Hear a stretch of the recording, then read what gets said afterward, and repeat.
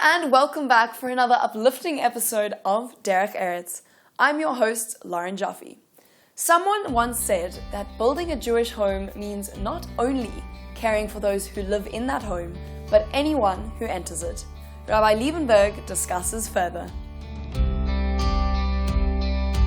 We are told in the Talmud that there are certain precepts that are so important, so vital, that God rewards you in the world to come, but also gives you benefits in this world. And one of those precepts is Hachnasat Orchim, looking after guests, hospitality. This is considered to be absolutely basic to being a good person. Abraham was an old man. He had just been circumcised at an old age. He was feeling sore and painful. And he was sitting at the entrance to his tent.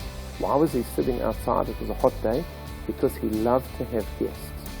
And he wanted to see perhaps there were some guests coming. And the sages tell us that Abraham and Sarah's tent was unusual. It was open on all four sides. Why? So that wayfarers could come in on any side.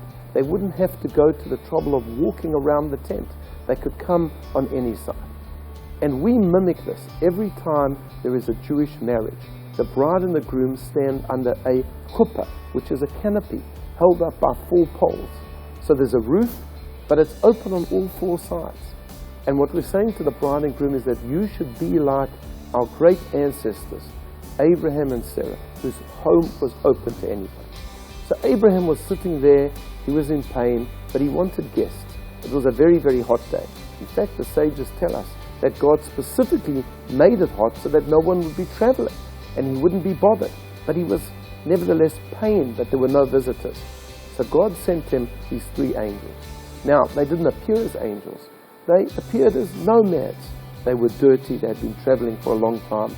Their feet were dirty. What did Abraham do? He ran out to greet them.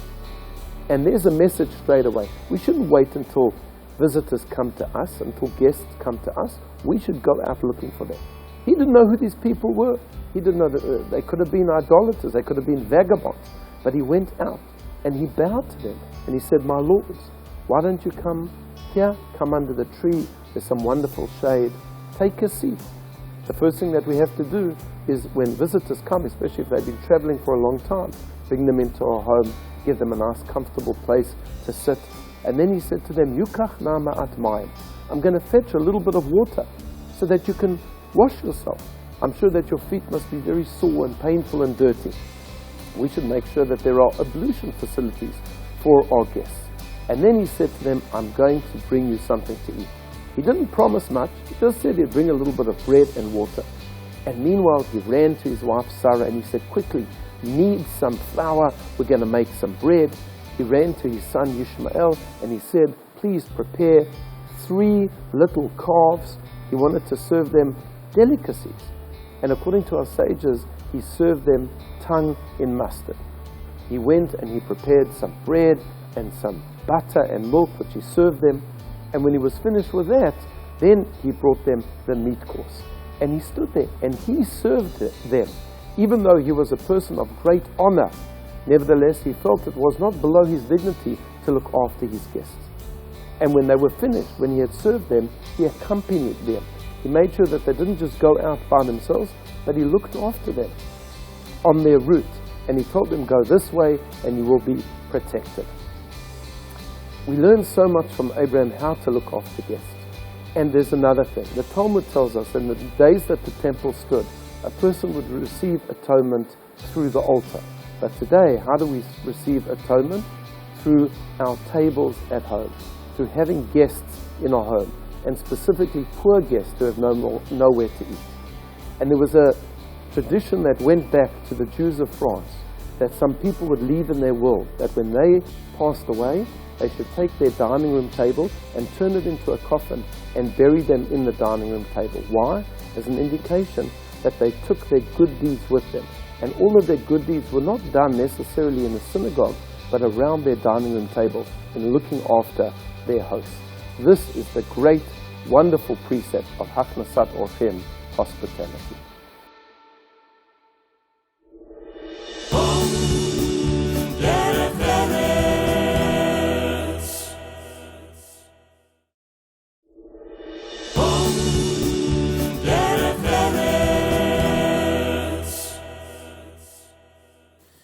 Mensch Network is a community of Jewish people motivated by Jewish values, stepping up to create a just, diverse, and equal future for all. The Derech Eretz team went along with Mensch to visit one of their initiatives called Project Buy It. A mensch is a good, honourable, upstanding person. You know, it's simply someone who knows the difference between right and wrong and does something about it. So for us, people often ask me, mensch it's an engendered word, and it means men, but it means people, right? It's like mensa, and it comes from the Yiddish, which is, the language spoken by the Jews in Eastern Europe before Second World War. And we chose the word mensch as our name because it has this warm, quite light-heartedness because of the way that Yiddish is used in secular culture. And essentially, we want people to be mensches. We want them to be good Jews, which means looking inwardly and looking after our own community, and looking outwardly and looking after those around us. So we hope that people will take what we do and see that as an illustration of the concept of being a mensch. So Mensch predominantly works across two areas. One is in building capacity of network members, which are individuals that are running their own NGOs or working in NGOs, or even professionals working in the public space, or people that are volunteering very much on a full-time basis. And through that, we offer profiling, networking opportunities, capacity building, access to resources. And then on the community level, we link our community and our community organizations, the schools and shuls and the various Jewish organizations, to other South African causes, where they can collaborate and partner together in volunteering days, in cross-training, and then across the two would also run things like peer mentorship, etc. And the other part is that we work with our community to get them more involved in broader South Africa, through flagship programs, through smaller incubation programs, through connecting people, and through educating our school and shul and community groups on what's out there and what opportunities there are for them in the social space. Being part of a Mensch network has really been a lovely process. It's drawn me more into the community. Also knowing that there are other like-minded people that are living in South Africa and that are committed to making a difference is a good feeling. And it reignites to me when I was growing up, very much immersed in the Jewish community, with a sense of doing good, doing mitzvot, and actually caring for our fellow human being. And then there's all about activating people. So if someone's interested in photography, for example, then take what you're interested in and apply it in a South African context. So one of the collaborations, such as Project Buy It, and this, besides the project itself, which we're so grateful for the Schusterman Foundation, who's donated this vast sum of money so we can do this work, so we have the capital to start the process going. But from that, there's also a model that we're developing, and there's a lot of developers in our town. There are a lot of people working in the property business, and we feel that we're showcasing this model, and we're going to show that this model works, but there's a lot more that we can do here. There's a lot more collaboration. It's people's houses, it's ECD creches, it's small hospitals, that together we can get out there and do some good work in the spaces. Just as we're developing our own, the areas that we live in, we should think further and develop the areas that the rest of us live in as well. We called this project Buy It because Buy It means home in Hebrew. And the home in Judaism, in Jewish culture, is so central. It's so it's the place we have security. It's the place we have that defines, is where our religion is held. And if we can, just for a few minutes of our day, spend time thinking about someone else's home and what it means to them, the impact for that individual is, we do talk about saving one life is like saving a universe, saving a whole world. We have the opportunity to save many, many lives and make a difference, a real impact in many lives. And if we can do that from our Jewish values, our values of home and family, then that contribution is is very deepened by, I think, by our Jewishness. We connected with Andy back in 2013, and Andy actually took me out here to Kailicha Site C, where there was a huge fire. So over, I think, 800 shacks were destroyed. Massive area that was just completely ridden with sand and rubble. And what Ikayalami was doing was coming in to rebuild and to work with the community leaders and to work with government to re-establish the settlement, but in a thoughtful, what she calls reblocked way. So someone like Andy doing this work is a perfect match, you know. She's out there in community doing what she does. It's got nothing to do with the Jewish community, but what Mensch does is connects her back to the Jewish community, and it allows us to get involved in what she's doing. So nationally there's a backlog of housing of 2.2 million, and you approximate that to at least 10 million people.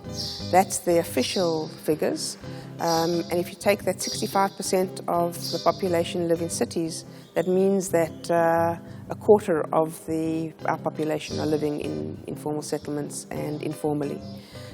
People live in terrible conditions in these settlements with dilapidated shacks that have ingress of water, have terrible sanitation conditions, and these really do not lend themselves to a healthy environment and do not actually foster dignity. So in December 2018, we were fortunate that one of our international funders, the Charles and Lynn Schusterman Family Foundation, came to visit us, and I grabbed the opportunity. They were in Cape Town, and we wanted to show them some of our network members' work in the townships. We brought them here to Site C to see this section that we're in today, and they were really moved, you know, to see how people are living when you're experiencing the rest of Cape Town and the beauty and the grandeur that comes with that. I felt it was important that they saw the other side. And following that visit, they have granted us funding to run something we call Project Buy It. So have that awkward conversation with the person that you entrust with your children and your home and your business. Find out where they live. If they are in a situation in a township where their structure needs upgrading, and that could be just fixing something or completely demolishing and rebuilding it, chat to them about that opportunity. Chat to them about the fact that there is a co-financing opportunity here. So what it means is that together with them, you can also contribute to the cost of the structure. Let Mensch know, and we'll send a Ikayalami to go and do an assessment of the property. They'll send us back photos and their recommendation, and we'll share that with you. And if you're interested in going ahead, they'll give us a formal quote. And the idea is that for 18,500 Rand, it's an average, it might be more, it might be less, you can put someone into a fire retardant and flood resistant shack that is miles better than the one that they're currently in. We start off by community engagement, where we first select which unit is going to be built that day. We engage with the owner, and he removes his items, all his belongings from the house, and we actually provided 2 containers for them to store their goods while we're busy. So even if it's inclement weather or it's a beautiful day but the wind's blowing, we make sure that their belongings are protected. From there we move on and we start demolishing the unit.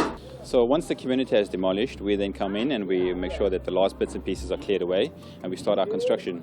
And we use concealed fixed roof sheeting, and we use this because it has an inherent property that actually clips together, and that adds to the strength. So without giving too much away of how this thing is constructed, it's a timber frame and it's a steel cladding. We make sure that from the bottom we do proper industrial zinc all the way through to the roof, which is constructed anything from 0.5 to 0.4 millimeters material. So structure goes up, we do the walls first as panels on the floor, stick them all together, and then the roof just adds stability. We then cut the windows and doors, and everything's up and running in a matter of hours, so there's no inconvenience to the residents. They're in their place, they demolish in the morning, they're in the evening or the late afternoon. Done. This house was built in 1985. My house before was leaking. When the rain is heavy, the water just comes underneath. It was flat, it was not high like Kailami's house. That's why I like it to change to a new material, because I like very much the Kailami material. The transformation is quite profound. We've had so many incidences where people before the upgrade, never really bought furniture or didn't, do things such as DSTV, and after they've got a new home, all of a sudden they're happy to buy new furniture and they want to improve their lives. So the Derech Eretz of Mensch is essentially our vision. It really is about bringing together the Jewish identity and the South African identity and creating a space where those two can enhance one another. It's not about taking away. We're not doing for the Jewish community or not doing for the broader South African community or the world. We're bringing them together because we believe that they enhance each other. They allow us to be the Jew that we are in study or in shul and be that person out there in the world. And what better way than doing work like this, what better way is there to really express your Judaism than to be out in the world being a mensch?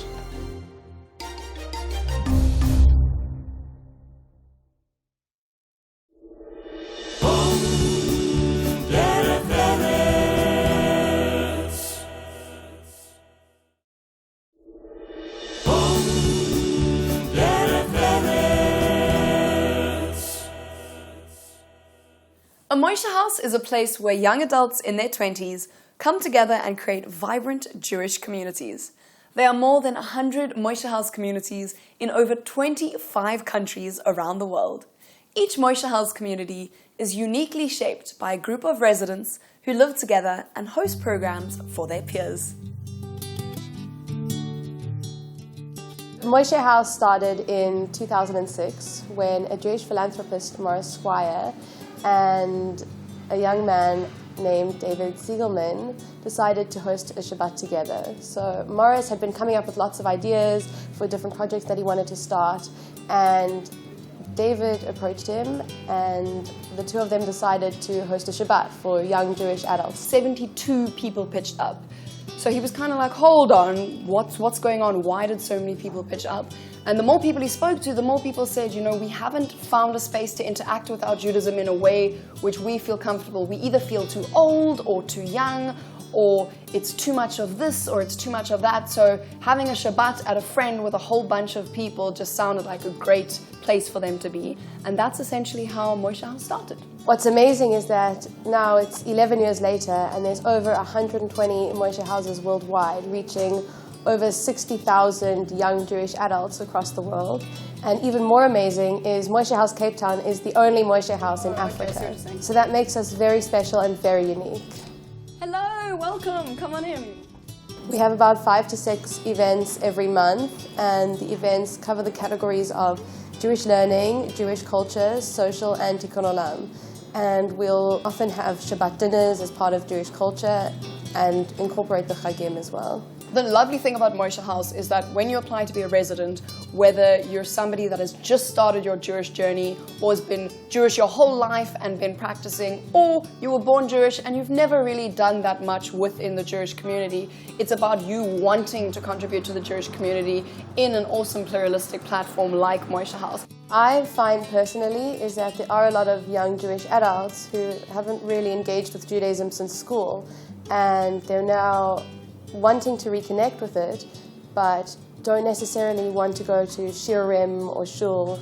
And what this does is it gives them a platform to engage with their Judaism in a comfortable way, as well as spending time with one another and connecting the community together.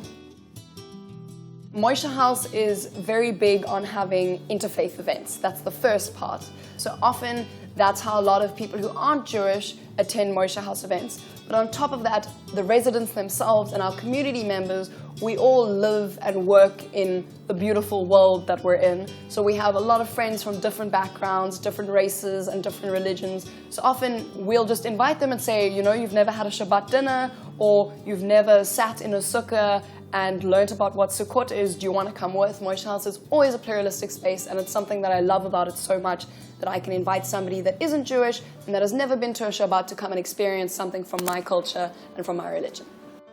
The beautiful thing about Shabbats at Moshe House is that it's going to have people who've been doing Shabbat dinner every Friday night their entire lives. It's going to have people who've never done a Shabbat dinner in their entire lives.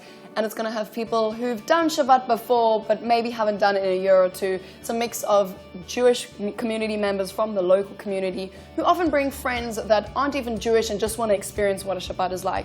So we go through saying Kiddush, which is the prayer on the wine, saying the bracha for the challah, and then we also say the prayer on the Shabbat candles as well. So, and those who want to can vas, which is cleaning the hands 3 times and saying a small blessing just before we break bread and start the meal. And the nice thing about Moshe House Shabbat is that people respect your own practices. So some people who come to our Shabbats may not use technology on a Friday night, and some people may. So it's about respecting one another's own practices and acknowledging that somebody might use a phone, somebody might not want to use a phone, so acknowledging your peers and respecting the space that you're in. I'm from the States. I'm here for 1 year. So I was looking for a social community in South Africa that was Jewish, that were people my age, and I met one of the residents, Mitch, at an event at UCT, and he told me that he lived here. He invited me to an event, and I came and I had a really good time. What makes these Shabbats really special is that we're all getting to chat to one another face to face, especially in this age where everybody mostly talks on cell phones. It's nice to have your friends with you in person, sharing a meal, celebrating, laughing and singing together. I went to UCT, and before Chabad on campus, there was just really, the youth movements, Bnei Akiva, Habonim, Netzer, and then there wasn't really anything for students who were like 22 years and older. So I think Moshe House really filled a hole there. I think the most interesting thing for me, for a person who isn't Jewish or even religious to come to these Moshe House events, is the sense of community that is fostered. It's a bunch of like-minded people who might have similar interests but might not, coming together to quite literally break bread and get to unwind at the end of the day and just feel some sense of connection in a world where we're increasingly disconnected due to technology and social media and globalization. And it's just a sense of belonging where you otherwise might not have found a tribe, a community. And it's different people all the time, so it gets to expand your network of people you otherwise might not have ever approached, and now you get to sit with them and spend an evening. I think the goal of Moshe House is to, 1, be a pluralistic space where people can interact with Judaism, and 2, just be a place for Jews and their friends to interact with Judaism in a comfortable way, in a way that resonates with them. So whether that's attending a Tikkun Olam event, or attending a Jewish culture event, or maybe they're not interested in either of those and they just want to do social events, I think that the reason we have 4 different categories is so that it resonates with different people and they can come to whatever really floats their boat. I think the Derech Eretz of Moshe House is that it's a pluralistic space for everyone to come and engage in whatever way feels comfortable for them, so they can feel part of a bigger community. Rabbi Menachem Schneerson once said that the home should be perceived as a microcosm of the universe. From me, Lauren Jaffe, and the Derech Eretz team, remember, you too can be part of the conversation.